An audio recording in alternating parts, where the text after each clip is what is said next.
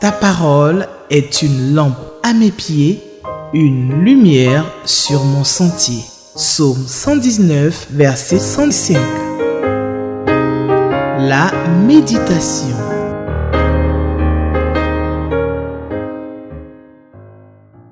Mesdames et messieurs, chers amis lecteurs de la Bible, Shalom. Bienvenue à votre émission journalière Méditons ensemble avec la Ligue pour la lecture de la Bible. Et je salue au passage la présidente du conseil exécutif, notre sœur Payoridi. Et nous sommes là ce matin en compagnie ou accompagnés de nos bien-aimés frères Zogbe, Mao, Kobon, Mademoiselle Gras. Tout cela ont travaillé à la partie technique ou au maquillage pour la réussite donc, de cette émission. Nous méditons sur la base des textes de la Bible proposés par le lecteur adulte 2023 que je tiens ici et qui renferme donc cette méthode inductive d'étude de la Bible qui se résume à des questions donc, sur le texte que nous avons lu. Alors, pour lire sa Bible, tous les matins ou tout le temps même, il faut bien sûr une Bible dans une traduction que nous pouvons comprendre. Il faut le lecteur que la Ligue donc propose comme outil de méditation. Il faut aussi un dictionnaire pour chercher les mots difficiles. Il faut un cahier pour noter, bien sûr, le résumé de ce que nous avons compris du texte, donc un stylo qui va avec. Alors, avant d'aller plus loin, la Bible recommande, quand il faut lire la parole de Dieu, de prier. Nous allons prier ensemble, chers auditeurs et téléspectateurs. Seigneur, nous voulons te remercier pour cette opportunité que tu nous donnes de nous retrouver devant toi. Nous voulons lire ta parole. Nous voulons nous instruire à tes pieds. Viens, éveille notre conscience et prépare notre cœur pour recevoir cette parole qui est la vie. Au nom de Jésus-Christ. Amen. Alors, en introduction et avant d'arriver à notre texte, nous nous rappelons que c'est à Troas, à l'occasion de son second voyage missionnaire en Asie, parce que nous allons méditer aujourd'hui dans le texte de Philippiens, le chapitre 2, du verset 12 au verset 18. Et donc, c'est à Troas que l'apôtre Paul, au cours de son voyage, va avoir une vision. Et dans cette vision, un Macédonien lui apparaît et lui fait la prière suivante. Passe à Macédoine, secours-nous. On trouve cette histoire dans Actes chapitre 16. Alors, Paul n'hésite pas, il traverse la mer, il s'arrête d'abord à Philippe, une colonie romaine de la Macédoine. En quelques jours, Paul, qui a cette habitude donc de partager sa foi, Paul et Silas, son compagnon d'œuvre, vont s'aimer la parole de Dieu dans cette ville. Leur prédication ne reste pas sans effet. C'est d'abord Lydie, la marchande de pourpre, à qui le Seigneur ouvre donc le cœur pour la rendre attentive aux choses que Paul dit. Et on retrouve cela dans Actes chapitre 16, le verset 14. Ensuite, c'est un geôlier, le geôlier de la ville, et sa famille qui se donnent au Seigneur. Car Paul et Silas se sont emprisonnés dans cette ville de Philippe pour avoir prié pour la délivrance d'une servante qui a un esprit de python, dans Acte 16. Et puis, on trouve dans Acte 16 toujours le verset 40 que lorsque Paul devait quitter cette ville, c'est d'autres frères qui se sont ajoutés certainement à Lydie et au geôlier, chez Lydie elle-même, qui vont venir lui dire au revoir. Donc, beaucoup de personnes se sont données au Seigneur. Alors, telle fut l'origine de l'église de Philippe qui, à ce qu'il paraît, s'agrandit rapidement. Et les rapports formés entre Paul et ses nouveaux croyants sont particulièrement intimes et tendres. Les chrétiens de Philippe accompagnèrent partout le messager donc de l'évangile, de leur vif intérêt et des marques libérales de leur affection. Paul les a quittés à peine que déjà, ses nouveaux frères donc de Philippe, il lui envoie par 2 fois à Thessalonique de quoi pourvoir à ses besoins. Et puis à Corinthe, il le répète dans don. Apprenant il est prisonnier à Rome, il lui envoie même un des leurs. Il s'appelle Épaphrodite, avec de nouveaux secours. Et Paul, qui le plus souvent, il refusait toute subvention de la part des églises, au point de les affliger par cette délicate réserve, Paul va accepter les offrandes des Philippiens et il les en loue et leur témoigne donc sa reconnaissance et sa joie. Alors, tels étaient leurs rapports de mutuel attachement. Aussi, sa présente lettre est-elle une touchante effusion de cœur. L'apôtre Paul a donné à cette lettre une forme plus personnelle, plus intime qu'à aucune autre de ses épîtres. Alors, le texte que nous avons lu aujourd'hui, dans Philippiens, le chapitre 2, 3 questions donc nous sont soumises par le lecteur. La question numéro 1 d'abord, la question numéro 3 et la question numéro 7. La question numéro 1, c'est de quoi ou de qui parlent ces versets. La question numéro 3, c'est y a-t-il un exemple à suivre ou à ne pas suivre dans le texte que nous allons lire. Et puis la question numéro 7, quelle vérité Dieu me révèle-t-il? Alors nous allons prendre nos Bibles dans Philippiens, la lettre de Paul aux Philippiens, le chapitre 2, à partir du verset 12, et ce, jusqu'au verset 18. J'ai fait la lecture avec vous. Ainsi, mes bien-aimés, comme vous avez toujours obéi, travaillez à votre salut avec crainte et tremblement, non seulement comme en ma présence, mais bien plus encore maintenant que je suis absent. Verset 13. Car c'est Dieu qui produit en vous le vouloir et le faire, selon son bon plaisir.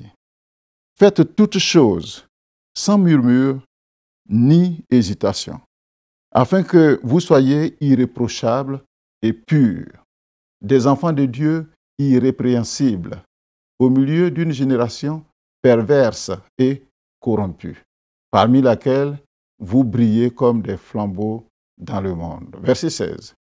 Portant la parole de vie, et je pourrai me glorifier au jour de Christ de n'avoir pas couru en vain, ni travaillé en vain. Verset 17. Et même si je sers de libation pour le sacrifice et pour le service de votre foi, je m'en réjouis. Et je me réjouis avec vous tous. Vous aussi, verset 18. Réjouissez-vous de même et réjouissez-vous avec moi. Amen. Tel est le texte donc qui nous est soumis aujourd'hui pour notre réflexion. Alors, de quoi ou de qui parlent ces versets? Dans notre méditation d'hier, l'apôtre Paul nous a exhortés à travers ses conseils aux Philippiens à persévérer dans la foi, à éviter toute division et à adopter l'humilité de notre Seigneur, le Christ Jésus, qui s'est abaissé dans la souffrance, malgré sa divinité, malgré son statut de fils de Dieu.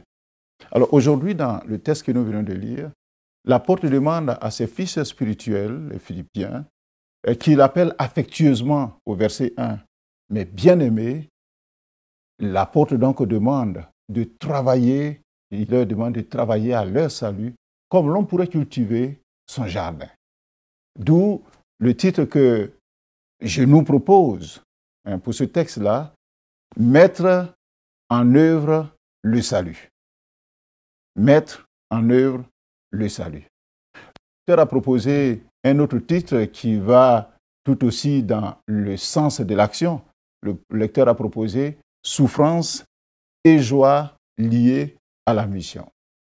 Alors, qu'est-ce que Paul veut insinuer ici au verset 1 par travailler à son salut?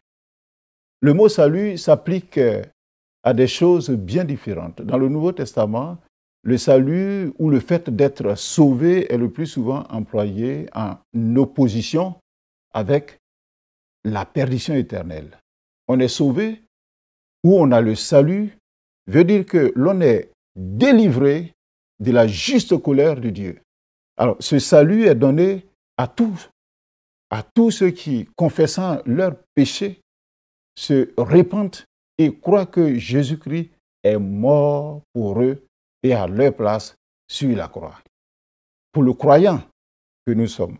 Il y a une autre signification du mot salut. C'est un salut auquel il faut travailler. Il ne s'agit pas là de faire des efforts en vue d'assurer le salut de son âme, non. Parce que personne ne peut rien ajouter à l'œuvre de Christ pour le sauver. Cette œuvre étant parfaite, elle est unique et elle est définitive. Cependant, l'apôtre Paul s'adresse aux fidèles chrétiens de Philippe pour les encourager à travailler à leur propre salut, c'est-à-dire, en fait, à ne pas gaspiller leurs biens, à ne pas gaspiller leurs facultés, à ne pas gaspiller le temps que Dieu leur accorde, mais au contraire, à bien les utiliser. Alors, revenons à notre analogie de tout à l'heure, du salut auquel l'on doit travailler et le jardin qui doit être cultivé. Donc, l'analogie salut-jardin. Le salut nous a été donné par grâce. C'est pour cela qu'il faut le travailler, comme une terre féconde, qui nous a été gracieusement offerte pour lui faire porter beaucoup de fruits. Et rappelons-nous ce que le Seigneur disait dans Jean le chapitre 15, le verset 8. Il dit, si vous portez beaucoup de fruits, c'est ainsi que mon Père sera glorifié et que vous serez mes disciples. Donc, à notre salut, on doit ajouter les œuvres. Le message de l'apôtre Paul aux Philippiens ici est de mettre tout en œuvre pour favoriser leur croissance spirituelle, comme lorsqu'on cultiverait son jardin. Si quelqu'un dispose d'une terre qui ici est notre salut, et s'il ne la met pas en valeur, cette terre qui lui appartient pour toujours, et pour qui ne lui, à qui il ne sera pas arraché, cette terre-là, si elle n'est pas cultivée, elle ne pourra jamais produire de fruits. Ainsi donc, le salut ou notre jardin doit être travaillé afin de produire des fruits. Paul encourage donc chacun de nous à travailler à son propre salut, c'est-à-dire à bien utiliser le temps que Dieu lui donne, et que Dieu nous accorde sur cette terre et à ne pas le gaspiller. Alors, il faut que nous sachions ceci, et c'est très important.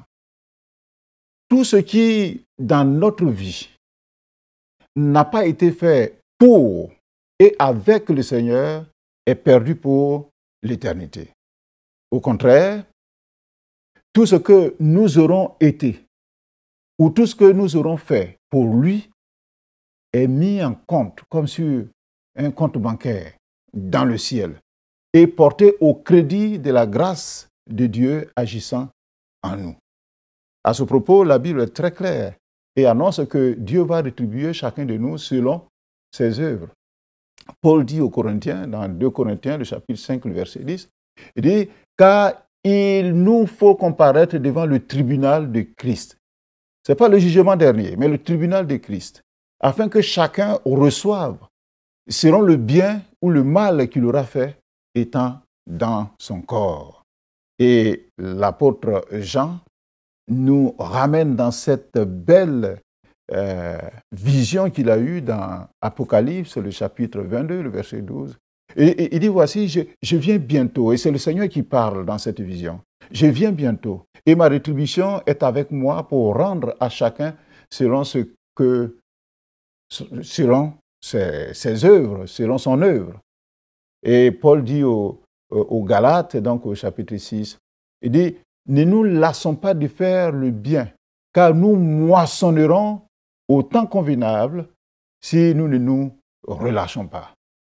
C'est pour cela aussi que Paul demande aux Philippiens, au verset 12 que nous avons lu, le premier verset, de travailler à leur salut avec crainte et tremblement. Non seulement comme en sa présence, mais bien plus encore que Paul est parti, il les a laissés, il est parti.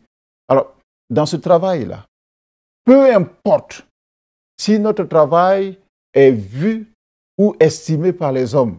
Ce n'est pas ça le plus important. Le plus important, c'est que Dieu apprécie notre travail. Donc nous travaillons dans le sens de nous faire apprécier par Dieu. Le même Paul demande aux frères de Galates, au chapitre 6, verset 10, il dit « Pratiquez le bien envers tous, et surtout envers les frères en la foi, pendant que nous en avons l'occasion. » En résumé de ce verset 12 de notre texte, Philippiens, le chapitre 2, nous dirons que le salut est un don gratuit qui ne se mérite en aucune manière. On l'obtient par la foi et plus rien d'autre.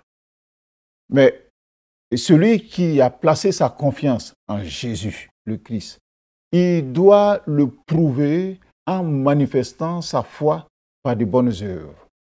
Et Paul le dit. Il dit, c'est pour cela aussi que nous nous efforçons de lui être agréable dans 2 Corinthiens, le chapitre 5. Soit que nous demeurions donc dans ce corps. Car c'est Dieu qui produit en nous. Parce que pour cela, quand nous essayons de nous rendre agréables à Dieu, le verset 13 du texte que nous avons lu, il dit, c'est Dieu qui produit en vous le vouloir et le faire selon son bon plaisir.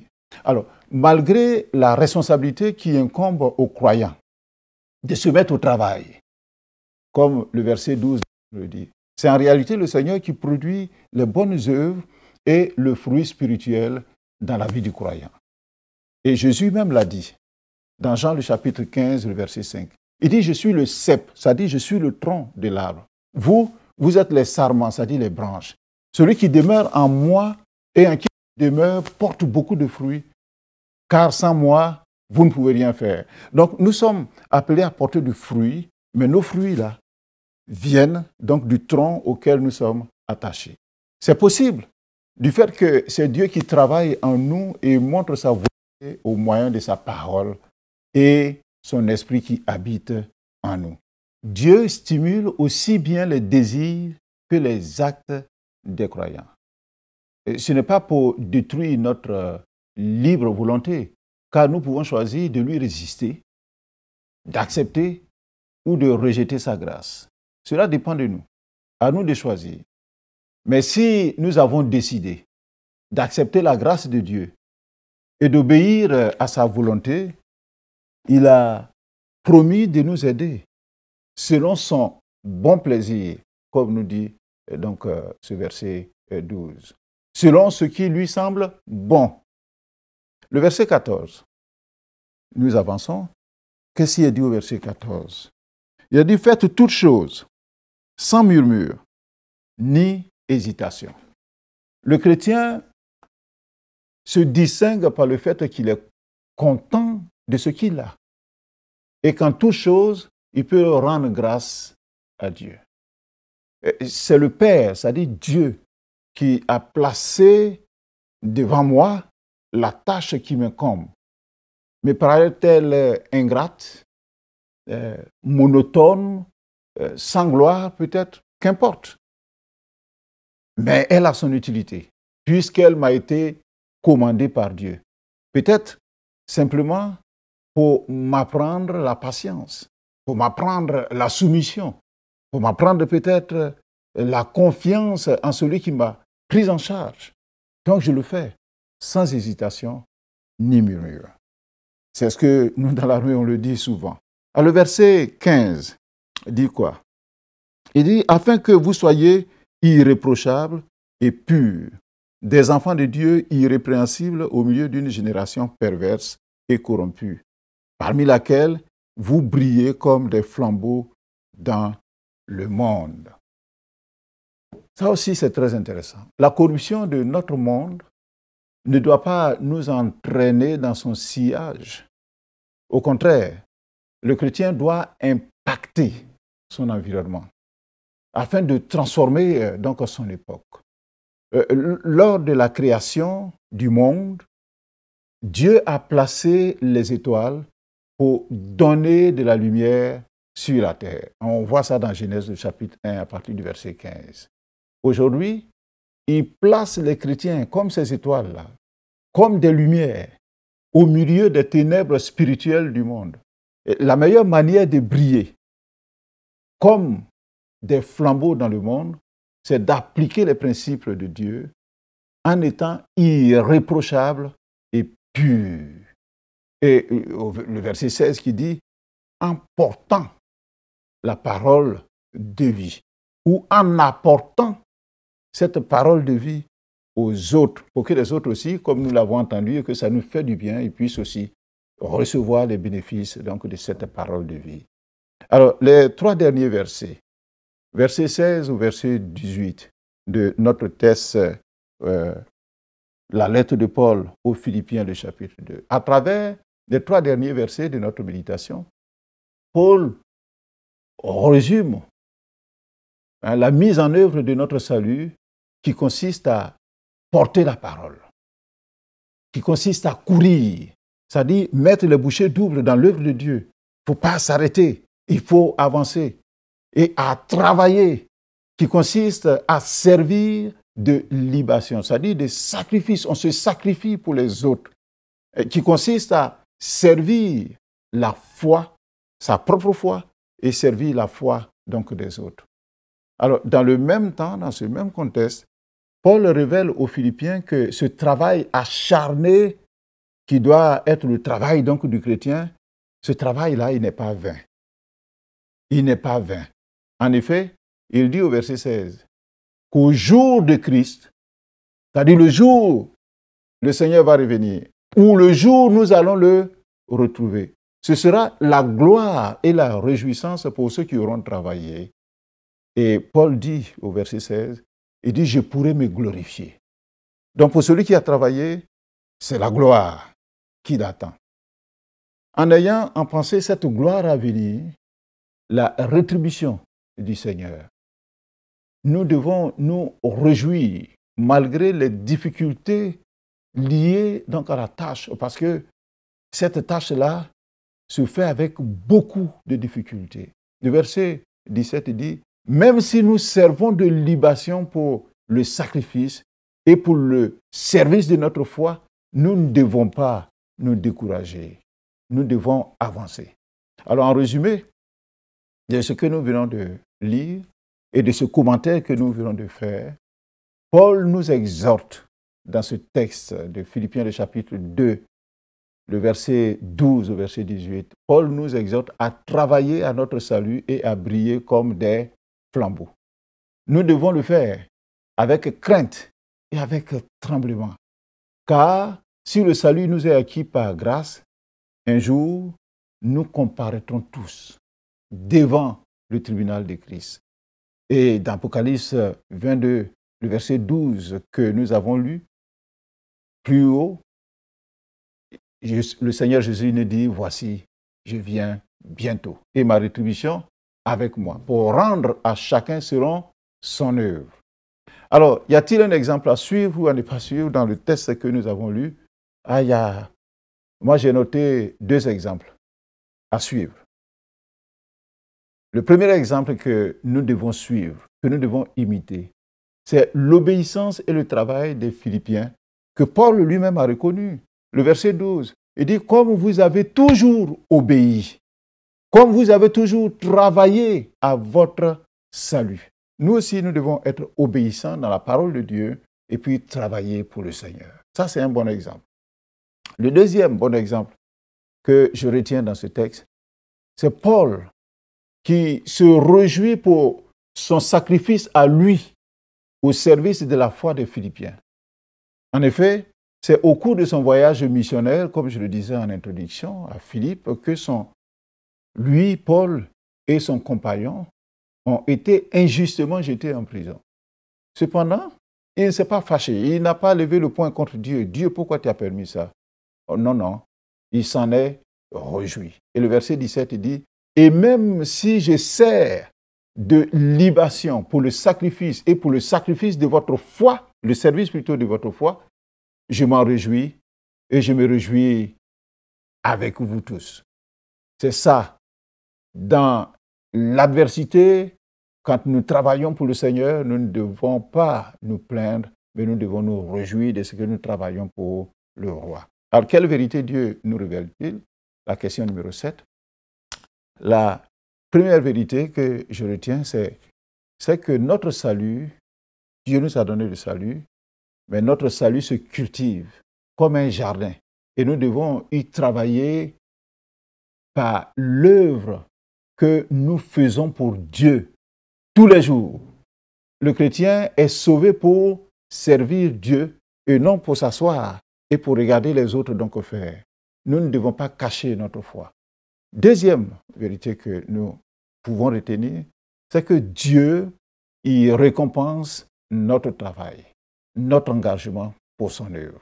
Dieu vient et il vient nourrir donc cet engagement que nous avons pris pour lui. Alors quel est le verset qui me frappe le plus?